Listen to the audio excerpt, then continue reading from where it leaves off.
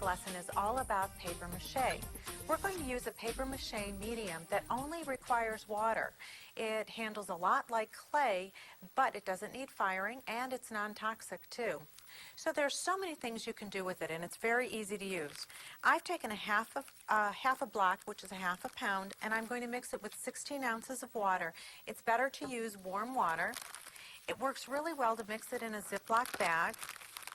So I just place that inside, add my water, and then I'm going to knead it. It's really important to knead it very, very well so that all of the mixture is mixed. You can add a little bit more water if you need to make it more moist, or add a little bit more of the medium to make it drier. It's so versatile. There's so many things you can do with it. Now I have one that's all mixed here, and I'm going to lay it out on my work surface. That's very important, is preparing your work surface. If you can see here, I've laid a plastic garbage bag down and taped it down to my countertop just to keep it nice and clean. And I'm going to lay out this piece. Now, if you want to roll it, it's great to put a piece of plastic wrap on top so it doesn't move. And it rolls real easy. It kind of almost is like a cookie dough. You can mold it, you can shape it, and I'm going to show you some of the different things. And when it's dry, it can be sanded, it can be nailed, but it makes a very lightweight surface to work with. Now, if you find that it's sticking to any of your surfaces like this, you can add a little bit of liquid detergent. And in fact, if really young children are using it, if you add like 1 drop of liquid detergent to it, it'll not stick to their hands as much.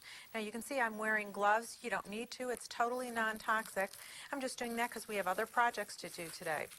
So now, once it's all rolled out, there are so many different things you can do. So let's look at a few.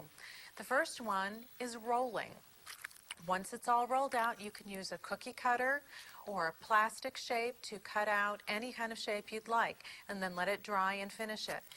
You also can mold it. You can make, you've seen this used for volcanoes and 3D maps and things for school projects. It's also great in a mold. Just put a little bit of liquid detergent in it, and you'll get a perfect mold every time, and then that can be painted. Another thing you can do is make rounded objects.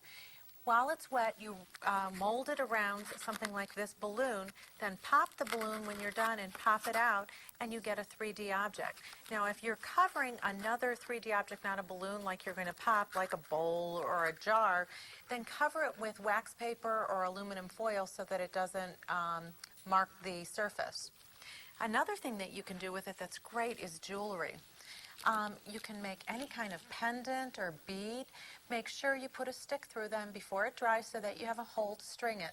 Another great thing is to wrap wax paper around a glass jar around about the size of your wrist and make a bangle bracelet. Just make sure and take it off before it dries completely.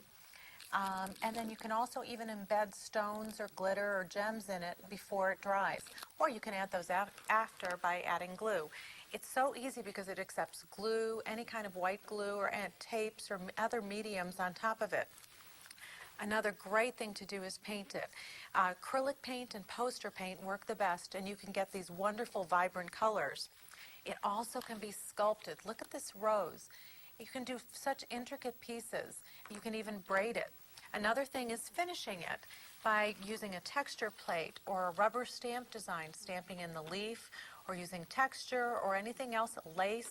You can press in and get a design like we did on this booklet.